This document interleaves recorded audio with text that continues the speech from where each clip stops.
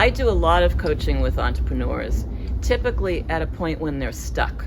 They've achieved a certain level of profitability, of success, but now they really don't know what to do next. Typically, they want to retire in 5 or 10 years, and so the question becomes, how do I get my company to a point where it's ready to be sold? What do I need to do to get from A to Z? So the first thing I do is I coach the executive, herself or himself, and say, forget how you get there.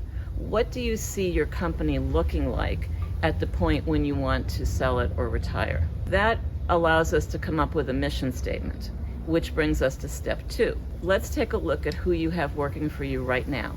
What are the skills and weaknesses that they have relative, not to themselves as professionals, but where you want to go with the company?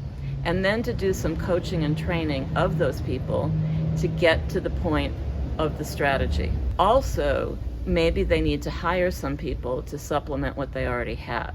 Step 3 is the strategy. How do we connect the strategy to the mission statement? What are the steps that we need to take? What's the operating plan going to look like to get us where we need to be 5 or 10 years from now? And we put metrics around that so we can measure the success and whether we're achieving what we want to achieve in the time frame that we want. Then 5 years from now, let's say, I come back in and we look at the business as it stands then. Are there any things that need to be bolted onto the company before it's ready to be sold? And what's the marketing plan? What kinds of companies do we want to attract to make offers for the business? And what's the marketing plan to attract them? And finally, after the company is sold, how do we provide for a transition for the employees, a smooth one, both for the employees and the new owner?